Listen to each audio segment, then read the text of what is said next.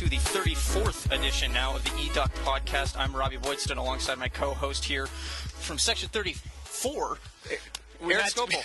Well, we had to lead. I led the charge because we were actually under attack via the rain, and so we moved back quite a bit to get under cover here as the rain pours, following Oregon's 44-21 victory. I forgot the final score there. That's probably not a good sign to start this thing off. Well, I think the fact that we just ran up about 45 rows and carrying equipment, I think we're still trying to catch our breath a little bit. It's fair to say I don't think either one of us would make it in Oregon's offense right now with our conditioning. Robbie, at least me. You need to work on your cardio. I do. I hate to say it, man. Go out for a run, ride a bike. I shall. I'm going to need you to coach me. But let's dive into this game a little bit here. Like you said, 44-21 final. Number 6 Oregon is victorious at home 1 week after falling to Stanford on the road. They now sit 9-1 overall on the season, facing Arizona next week. Before we get to that, Ducks looked like, despite some limitations offensively, especially with Marcus Mariota, everyone knows that his knee's banged up now. He played very well, and the Ducks' offense and defense finally got it in sync in the third quarter, as now we're kind of becoming accustomed to seeing. Yeah, and I think really the Oregon finish here, and they scored 4 straight touchdowns to make it. I mean, because Utah comes down, they cut it to 3 on an Adam Scholes, who, by the way, for having replaced Travis Wilson on such short notice, played pretty well. Not bad at all. Considering he's coming into a hostile environment against a very good defense. Played pretty well, led them down the field and scored on a 4-yard touchdown run to cut it to 3 points. And then it's that ensuing kickoff return, 86 yards for a touchdown by DeAnthony Thomas, that really turned the tide and opened the floodgates there, because Oregon then goes on to score 3 touchdowns in a row to make it a 44-14 game and kind of put it away. But in the first half, to me, there were 3 storylines, 1 positive, 2 negatives. Marcus, first off, kept him in that game throwing the football. Started off something like 8 for 8. 10 for 10. He was it was incredible. 13 for 16 in the first half. As the rain comes pouring down on us right now, once again. And really was very effective offensively. The part of the offense that wasn't effective was the running game in the first half. Just 10 yards rushing in the entire first half. Which has really been, which I think was a surprise because, but despite Utah having a good rush defense, Oregon this leading the conference was 300 yards rushing per game. So to have them come out and struggle to establish that running game for so long was surprising. And then the second thing was Utah absolutely dominated the third down. For the second straight week, Oregon looked very ugly on those third down. Third straight week, UCLA killed in the first half 3 weeks ago. Oregon 0 for 5 in the first half, did not have a third down conversion until the third quarter, I think 6 minutes to go, and Marcus Mariota found Josh Huff on a 3rd and 9 for a 21-yard pass. But really a lack of efficiency on those third downs. And then defensively, to start in the first half, Utah was 5 for 9 on third down conversions. So that was really a big, I think, a big point there offensively and defensively for Oregon.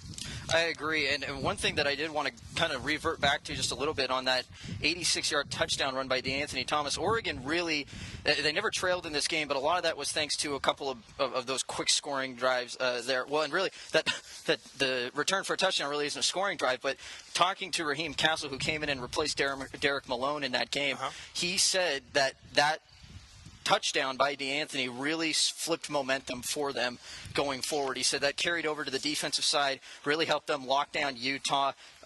Outside of a garbage touchdown there at the end for him, this game probably ends 44-14.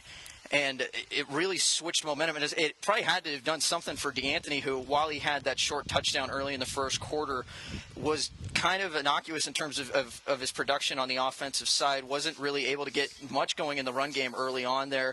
Was kind of a little jittery trying to follow his blocks, and probably wasn't as patient as we've become used to seeing from guys like Byron Marshall and Thomas Tyner, who've gotten more reps this season than DeAnthony has because of that injury. But on that 86-yard touchdown run, I think it was safe to say that DeAnthony looked like the old DeAnthony that we're so used to seeing.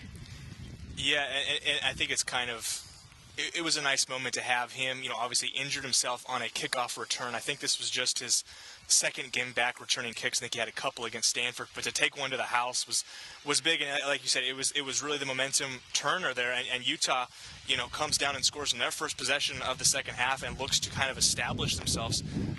But DeAnthony is not so fast and comes back and takes the ensuing kickoff back for a touchdown. Oregon much better in the second half on third downs as well. Like I said, only didn't have one until midway through the third quarter, but really got things together in the second half. Marcus. It was about the big play today. It was about the big play. And really, you talk about that play. There's also a 56-yard pass from Marcus to Bralon Addison, which directly followed the first Utah touchdown of the game that made it 10-7. And it was that pass that got them down and set up a Josh Huff 5-yard touchdown pass in the next play, though. So both of those explosion plays, really great responses to Utah drives, and really Utah was kind of punchless offensively with the exception of those two drives. Yeah, and Oregon did a great job of wrapping them up in the run game this week, a heck of a lot better than they did against Stanford. Again, Stanford put up with 274 rushing yards against them last week. Yeah.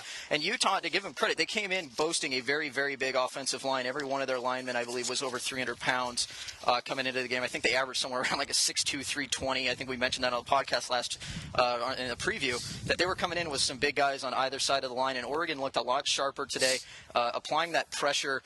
Seeing a couple, Ricky Havili-Imuli and Wade Keeley-Keepy coming up with a few big plays there, really putting pressure on Scholes, who, they didn't say after the game that it threw them off because they were preparing for Wilson. They said they saw a lot of the same things. But like you mentioned, he, outside of probably that first quarter interception with the deflection that Terrence Mitchell caught, Schultz managed the game pretty well given the short amount of time he was given to prepare for it.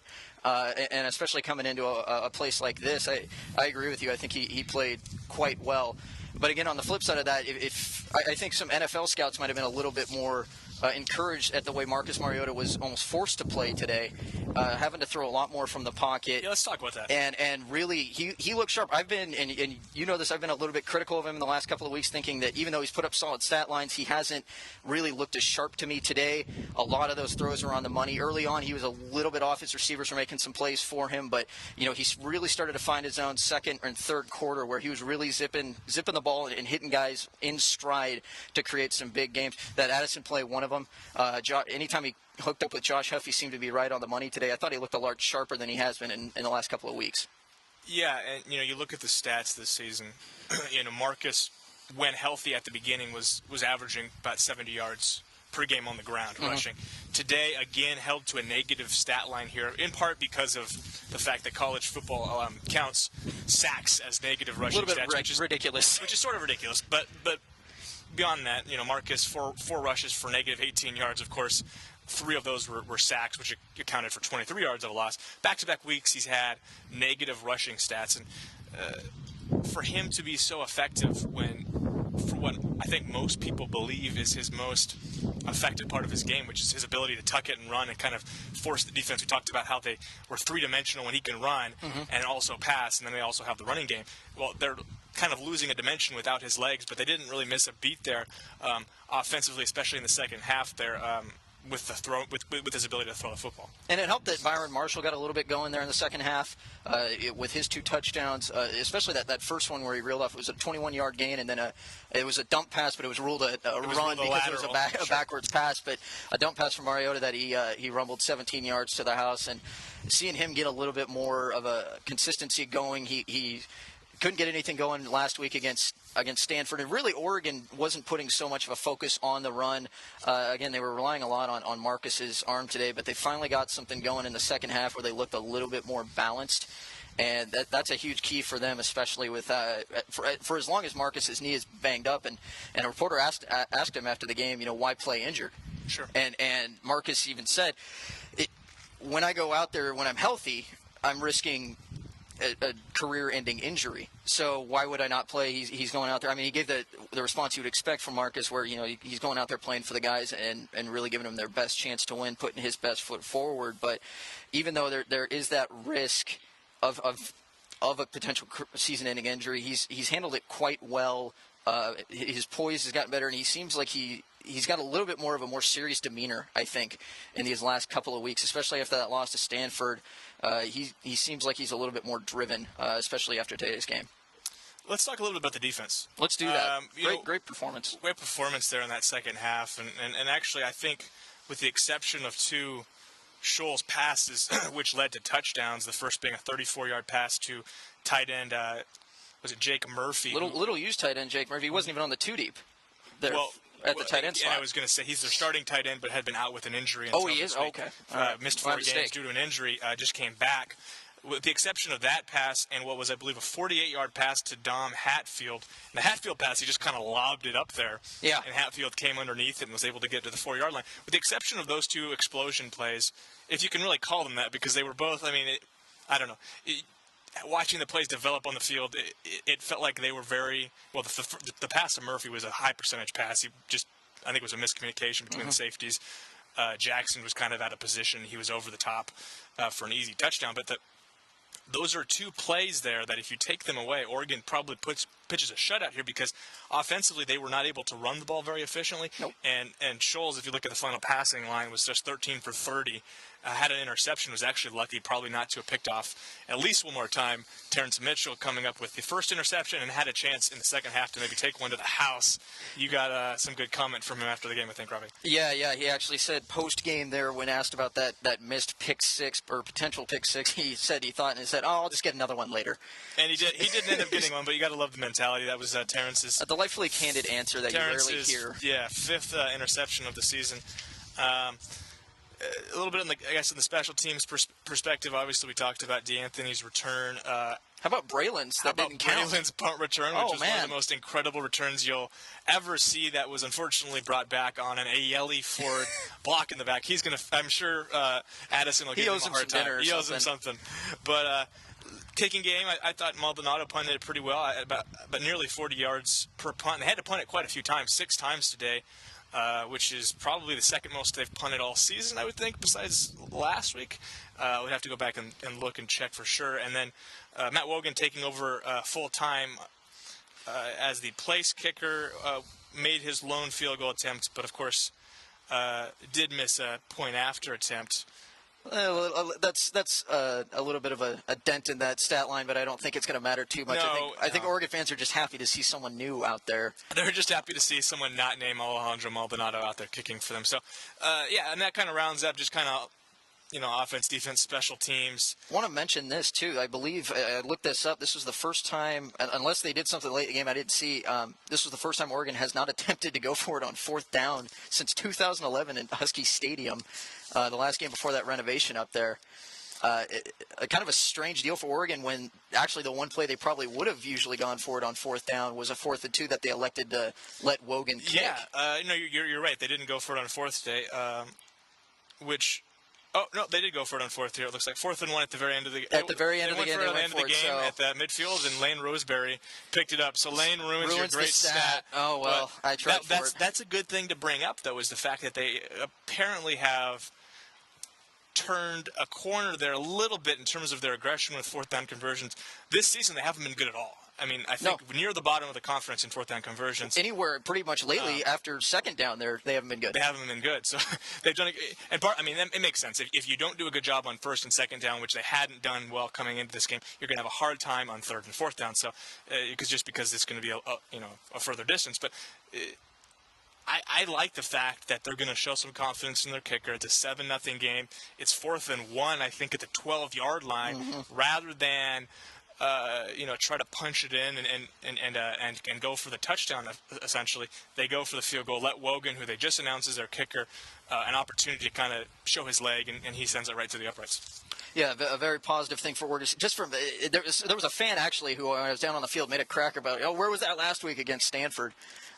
Wondering where the kicking game was, when a lot of people were wishing later in the game that a couple field goals here and there, and it's a different ball game. Sure. But Oregon's back on the right track. They've got Arizona next week. Arizona got knocked off today by Washington State, and now Oregon's just, it's going for 11-1 and hoping that USC does something tonight against Stanford. I don't know what the score of that game is right now. I think it's ongoing. Depending on what happens there, we'll decide what Oregon's fate going forward will be, unless Cal can pull off a miracle out there, against Stanford next week, or in a couple weeks, excuse me. And they play Notre Dame first. And so that's going to be your game wrap-up here. We're going to play you some interviews. We got some post-game audio from Mark Helfrich. We got some post-game audio from Nick Aliotti, who talks a little bit about that improvement of the defense from last week. And you'll probably hear from Marcus Mariota as well, maybe a little Bralon Addison, and some Derrick Malone, too. He talks a little bit about that injury and Raheem Cassell coming in and and replacing him and how he thought he did. So let's dive right into that. We'll start first with Helfrich. Can you talk about the team's resiliency and its ability to answer after Utah scored? Yeah, I thought our guys, again, I love this team. These guys are tough dudes, physically and mentally. And the big score, not only before halftime, but then in the second half to the kickoff return was huge. There was a little momentum. Can't say about anything, but I thought we had them stopped on that first drive of the second half, and our guys kept battling. They didn't blink, and our leaders led and kept playing. Right. How much of the rushing attack being slow, I guess, in the beginning is maybe tied to the limitations that sort of exist right now? 67%. I don't know. I mean, it's part of that is a game plan deal. Part of that is Utah. Utah's a good football team. Those guys have played a lot of people tough, and for whatever reason, the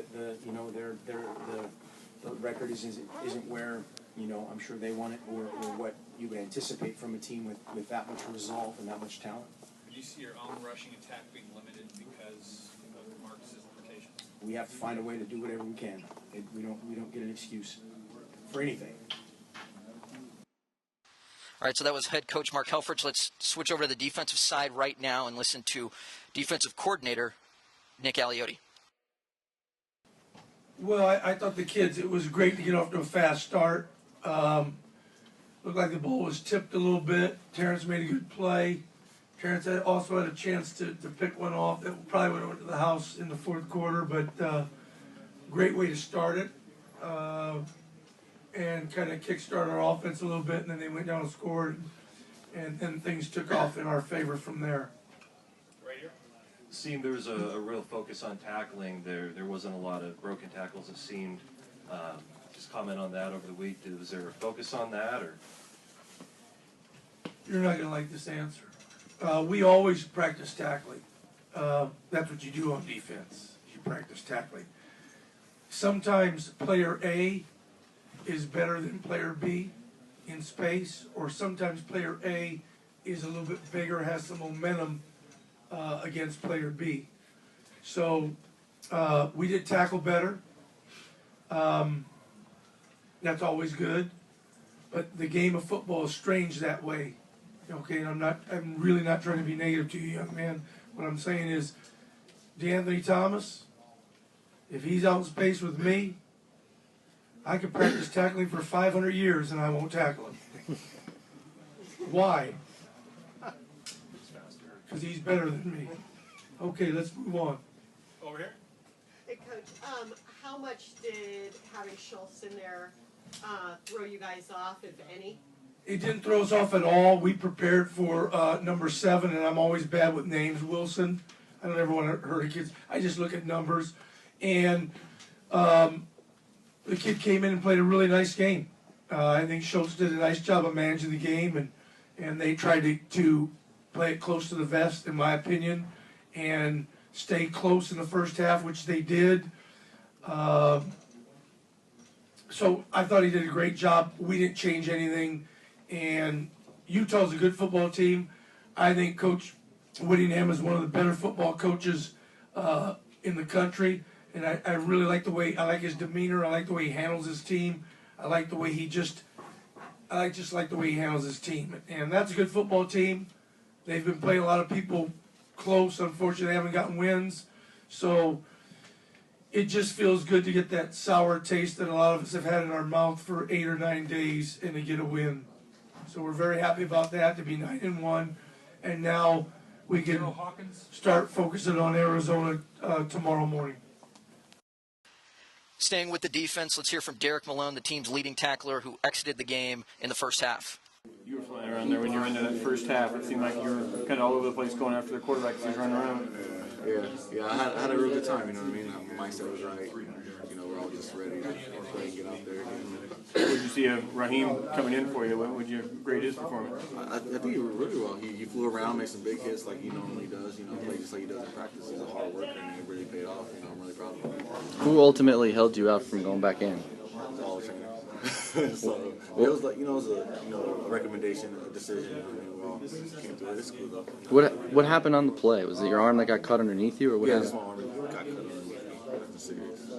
A tough decision one, and it was 17-14 there for a little while. It's close, and a bit tough for you to not be able to go back in. Yeah, definitely. Of course, I'm a competitor. I want to be out there. I love the game so much. But my guys, held it down pretty well. Yeah. I'm really proud of all of them. All right, and let's hear from Marcus Mariota, who talks a little bit about his game and playing with an injury. With your team? There was no sense of panic at all. The guys in the locker room, even at halftime, the guys were looking around, and we knew that if we just take care of what we had to do, we'd be fine. And the offensive line responded. They came out and started pushing the line of scrimmage in the second half, and that was pivotal for us. But at the same time, we don't get our heads down if we're not up 48-0 at half. We play in a tough conference. You're going to get the best game out of each and every single opponent. And we just had to battle through some adversity a little bit, and we were able to. Right here. Marcus, a lot of throws from the pocket, obviously. Is it a confidence thing, not wanting to get out of the pocket and run? Last week, I think you took off on one first down run, and you showed your blazing speed. Same thing this time, straight ahead, blazing speed. Is it a confidence thing about cutting with the knee, or what? I don't know. It's a mixture of different things. Utah did a good job of keeping me in the pocket. They did a good job of snapping, making me hand the ball off and stuff. But it's not a concern for me about my knee. I've learned to play with it. I'm not going to let it be an excuse. There's a couple times I should have taken off, but again, I just get back on it. Marcus, you're obviously showing your competitive spirit out there, and I'm wondering if there's anyone in particular on the team that's helping boost your morale. I could name a bunch of guys, really. But I think on the defensive side of the ball, guys like Ifo and G-Dub and Taylor Hart, every time before we go out, they say go make the most of it. And that says a lot, that they're worried about us, even though they're going out there and doing their thing too. So, there's a lot of guys, like I said, that really just kind of boost the morale. But at the same time, I think we talk about horizontal leadership around here, and that's obviously very, very key for us. And I love those guys in the locker room, and I'm thankful for them. Marcus, I mean this respectfully, but you have a lot to risk. Why play while you're injured? Because for me, the guys in the locker room, they mean the world to me. And it doesn't matter the type of risk that it's involved. Every time you step on the field, you have the danger of, this is the game that we play. And, I'm not, like I said, I'm not going to let my knee be an excuse. That's something that's just you learn to play with. It's part of it. You learn to play with adversity, and you learn to play through some obstacles. And, I love those guys with all my heart in the locker room, and I'm going to play and battle to the very end with them. And, there's no doubt in my mind that, they would have to pull me off the field before, I wouldn't play. So, like I said, I love those guys, and I'm going to continue to do my best. And finally, we'll top it off with Bralon Addison, who discusses that monster punt return that went for nothing after a penalty. Called back. Pretty impressive what you were able to do on that. I saw the block, and in my head, when I was running, I was saying, like, man, this is going to be called back. But I just kept running, just in case the ref missed it. But, some guys threw some great blocks out there. And, I had to leave a little bit and do a couple things. But, some guys did a great job of running with me all the way to the end zone. But I think when we watch film, a lot of guys were saying, like, dang, if Yale wouldn't have did that. But I wasn't even upset. He was trying to do the right thing. And, we thought his head was in front, but the ref didn't think so. So, it'll be all right. Byron still got a touchdown on the drive, so that was the most important thing. Both times they got to within 3, you guys answered right back within 35 seconds or less. How important was that for you guys to get that right back, especially when you're trying to stave off a hungry team? Definitely important. Anytime you're in a big-time battle, it's always important to answer. When another team gains some momentum, it's kind of always good to, shut them down because, momentum can take you so far. We know Utah is a good team. Their record doesn't say so, but they've been in a lot of games like that, and, they just come up short at the end. So we knew we had to capitalize when it was our turn. When they kept coming in within 3 points, we knew that it was our job to, give the defense a cushion. And at the end, we saw the defense get their things together, and they played great like they have already. Okay, so that was your post-game audio here. I think that's going to wrap it up from Section 34 at Autzen Stadium. Once again, Oregon 44, Utah 21. Looking forward to Arizona next week. Eric, any final thoughts? Yeah, well, and of course we should bring up the fact that Arizona did lose to Washington State today at home, which was a bit of a surprise. I think a lot of people thought Arizona just being a road game would be potentially the most difficult game left on the schedule, so that may taint that perspective a little bit and kind of... Don't count out the Cougs on the road, man. They've been pretty good this year. They have been good on the road. USC Yep. dismantled Cal when people thought Cal was still okay.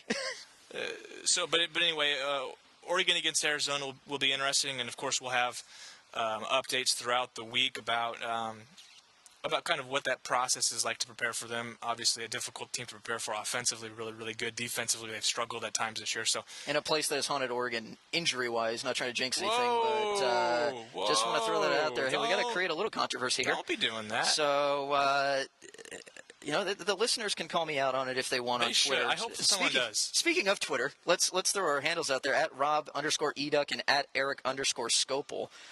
Stick with Eric for your weekly practice updates. He's always got great stuff from his Twitter feed. Always.